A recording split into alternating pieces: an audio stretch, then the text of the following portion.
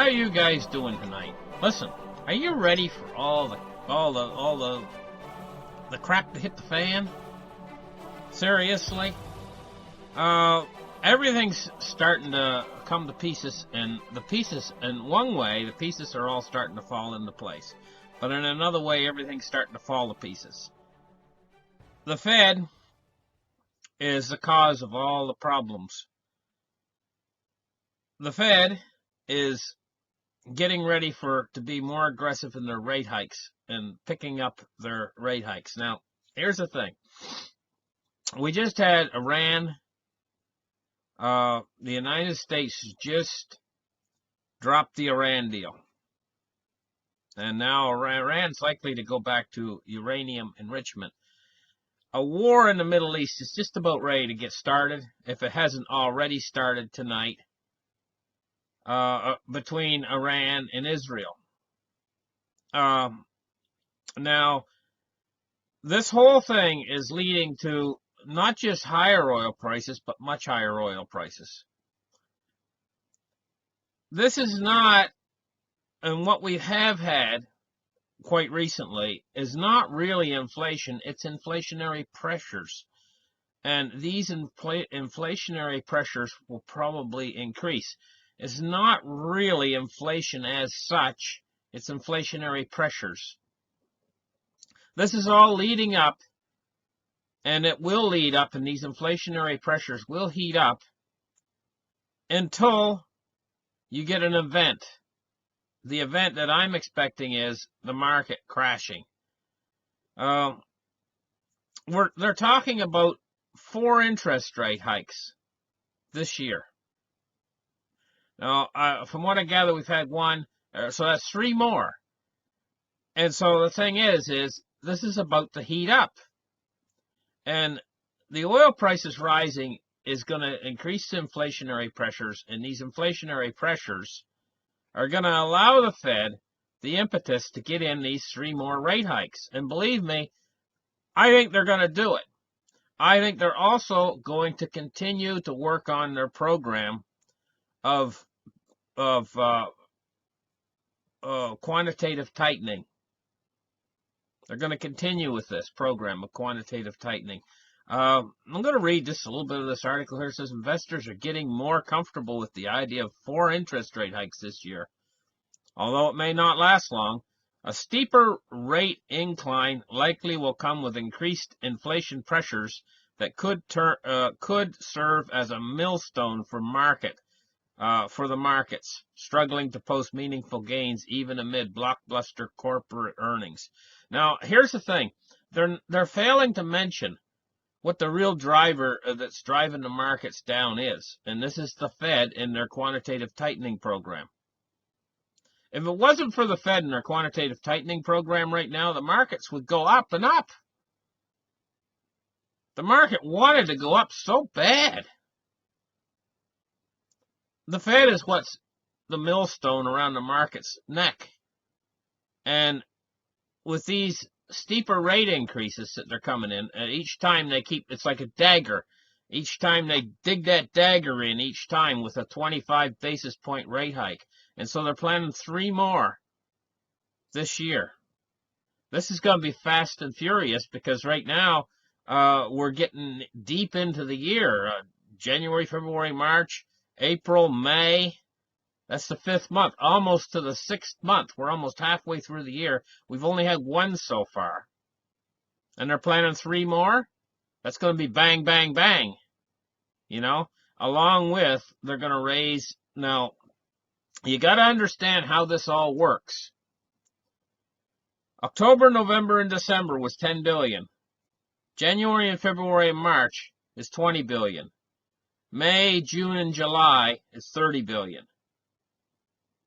So we're right in the middle of the 30 billion. The end of July, they're going to raise it to 40. This is what's called a cumulative effect.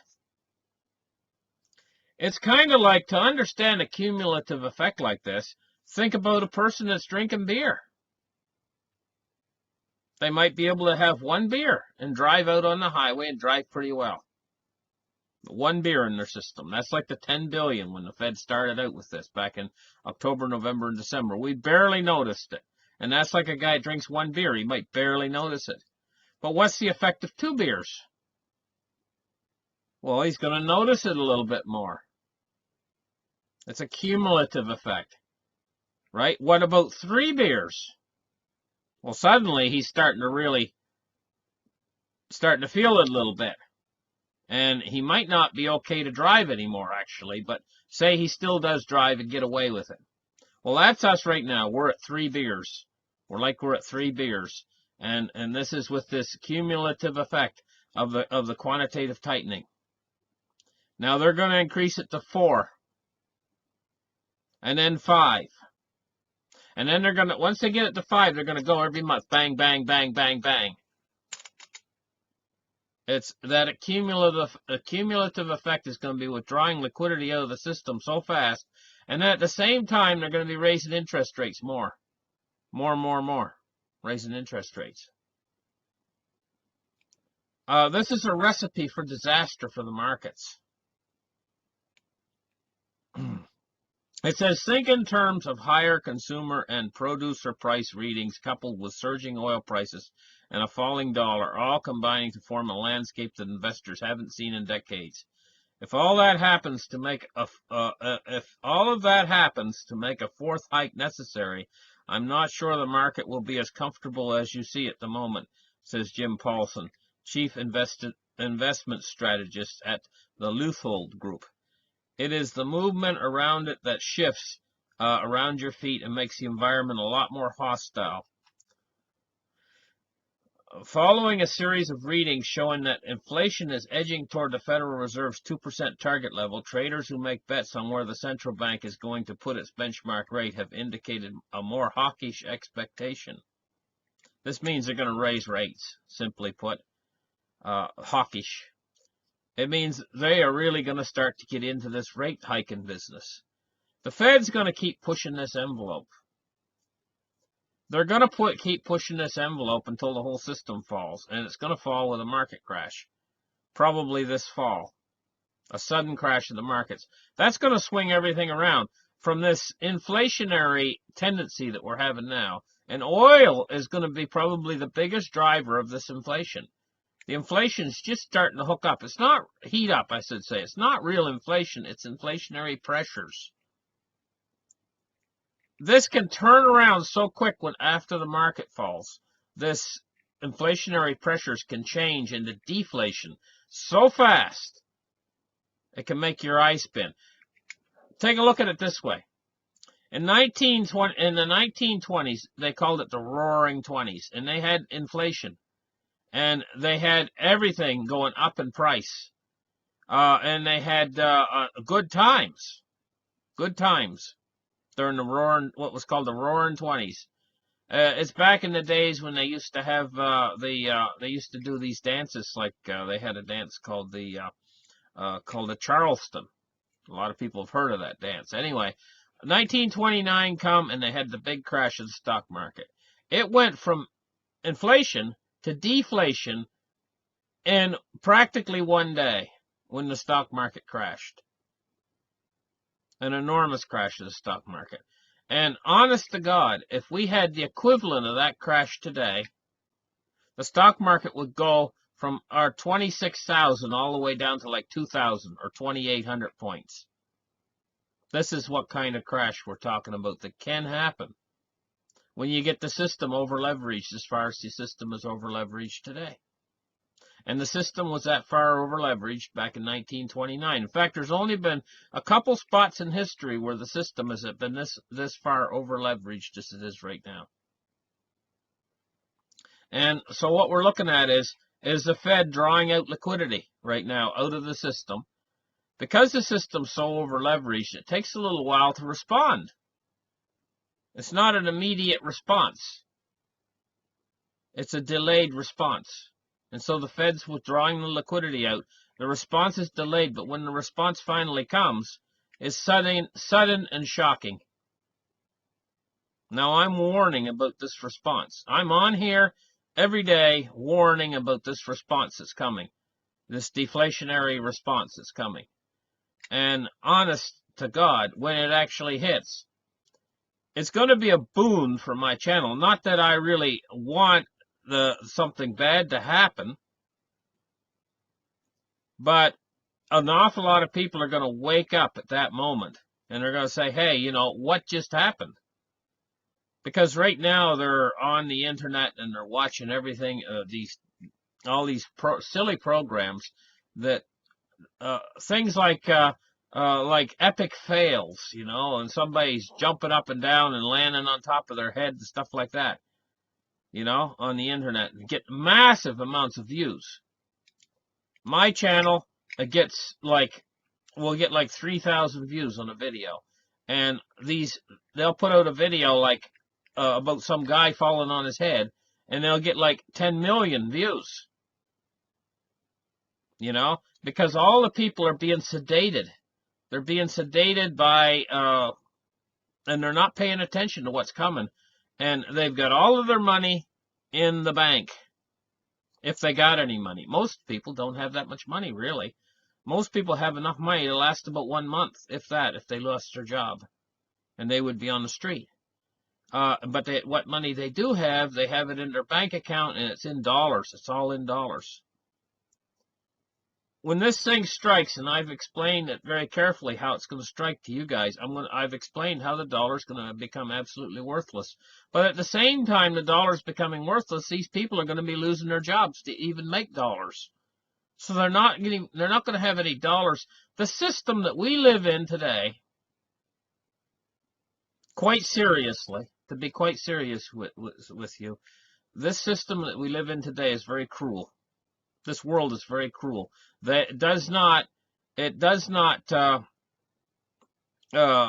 even care if you survive.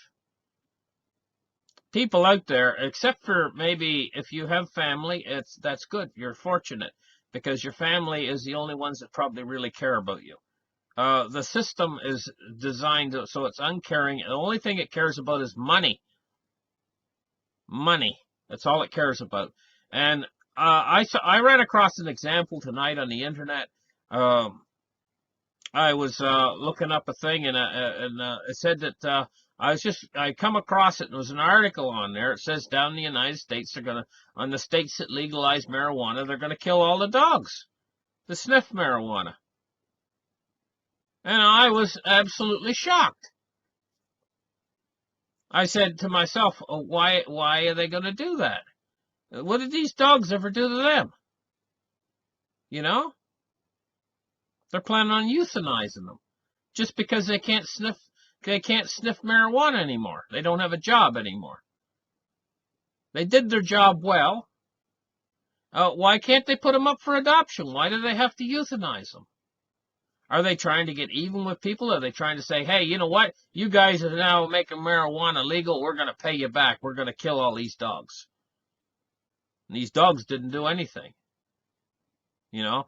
I'm going to tell you, there's an awful lot of people out there who are very vindictive as well. You know? It's a sad situation in this world. In this world, it only runs on one thing: money. And I'm going to tell you, an awful lot of people are going to learn real quick what real money is. Real money is God's money. Gold and silver, that's real money. And Venezuela, they learned that. A black market can spring up in the United States so fast it'll make your eyes spin in your head when this crisis hits. This is going to be shockingly worse than the 1929 stock market crash. And the reason why is because when the 1929 stock market crash hit, they still had the gold standard. And they were working deals behind the scenes to haul in all of that gold, double the price of the gold. Well, not actually double the price of the gold, but move the price up from $20 to $35, which is almost doubling it. They basically stole the gold from the people. They said, okay, you can't own the gold anymore, give us the gold. The people gave them the gold. And they gave them $20 an ounce for it, and then as soon as they got all the gold, they said, okay, now it's worth $35. You know? That's theft. Organized theft. But because they were doing this, What they did, and they had the dollar on a gold standard. What that caused was it caused deflation. It caused deflationary pressures instead of hyperinflationary pressures. This depression is going to lead to a hyperinflation and a hyperinflationary depression. Where last time, 1929, during the stock market crash, we only had a deflationary depression. It took a long time for us to pull out of it. This time we're going to have a hyperinflationary depression, and there's a big difference. Think Venezuela. Think Venezuela over wide areas. Now, I'm not talking about a Mad Max scenario where everybody dies and there's no law and order. I'm talking about a situation where there still is law and order, but a black market will spring up, and law and order will be not as good as it is now. Let me just put it that way. It's going to be like law and order is, how can I say it? Think Venezuela. Think that there's very possibly going to be sections of the country that are under military law, under martial law, and there will be curfews, and probably in the larger metropolitan areas in America, there will be curfews, and there's going to be a black market that's going to spring up very quickly, and they are going to use everything that is worth something as money, anything that can be a form of liquidity in the black market. Things like drugs, things like coffee, things like tea, things like anything you can think of. Tide laundry detergent can be a form of liquidity, money. Gold and silver is going to be very readily used within the black market in the United States, and it's going to have a lot of buying power. You're only going to be able to eat if you can have something of value to trade for the food that you're going to be able to eat. Or the same thing, if you want some place to sleep, you're going to be able to sleep. This is a very cruel world, and if you don't have any money, you're not going to have any place to eat, you're not going to have any food to eat, and you're not going to have a place to sleep when this crisis hits. What silver is going to afford you is, it's going to afford you a place to sleep and food in your belly, possibly for you and your loved ones. Where these people that only have a bank account right now with enough money in it for 1 month, and they don't have anything else, they're going to lose their jobs, they're going to lose all their money, their car that they got leased is going to go back to the motor company, their house that they've got a mortgage on, is going to be foreclosed on. They're going to be out sitting on a street corner, and they're going to be scooped up by a truck and taken to a FEMA camp. And that's going to be their fate, and you do not want to go to those FEMA camps, because that's like the Roach Motel. You check in, you're never going to check out. This is the way it's going to be, and this is the way of the new scheme of things that's coming in this crisis. If you want to survive this crisis, what you need to do is you need to be able to keep your home, pay the taxes on it. This means you need the silver. You need the silver to pay your taxes on your home. You're going to need to be able to eat. You're going to need a little bit of silver to be able to eat. And it'll afford you to be able to eat good all the way through the crisis. And you're going to have a bed to sleep in every night, where some of your friends and neighbors might not. Some of your friends and neighbors might, just like this is going to be worse than the Great Depression in some ways, because during the Great Depression they were able to bug out easier to these farms out in the country and stuff. Like, it became part of our lore of American culture. The hobo with the bag over his shoulder, the stick tied around the bag over his shoulder, riding the rails out into the country and sleeping in a barn. Take a look at the movie Dorothy and the Wizard of Oz. It was a favorite amongst kids for years and years and years. It was all about silver, but it also, in the movie, Dorothy was at the farm at the start of the movie when it was in black and white, and there was 3 hobos there that were working for her aunt, and they were sleeping in the barn, and she was coming out and she was feeding them. and she was feeding them for their labor on the farm. And they became the scarecrow in her dream after she got clunked in the head. They became the scarecrow, the Tin Man, and the was a Cowardly Lion, right? And so this was part of American lore. It was part of the whole thing where they rode the rails out into the country, and these farms existed. And thank God for these small farms. But they've taken all these small farms out now, and now big agriculture runs massive farms that all run off of diesel and all are connected to the internet. These massive farms, and they're all connected to the banking system. It's a disaster waiting to happen. We've been set up for a disaster that's waiting to happen, and just how hard is this going to actually be?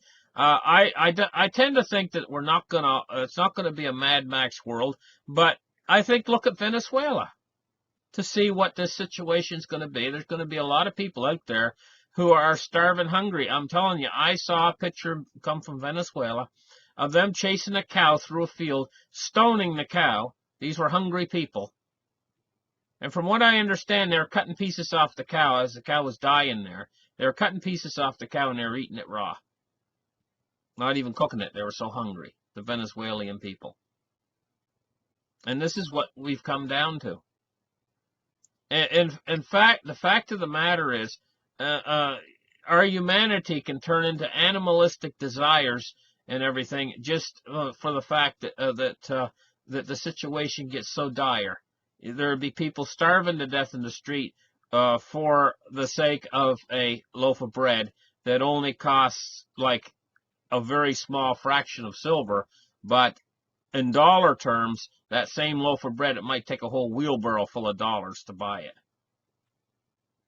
But in silver terms, you might be able to buy 10 loaves of bread just for 1/10 of an ounce of silver. And right now, in dollar terms, silver's extremely cheap. Right now. Listen, thank you guys for listening. Like and subscribe, and we'll catch you in the next episode. Bye-bye.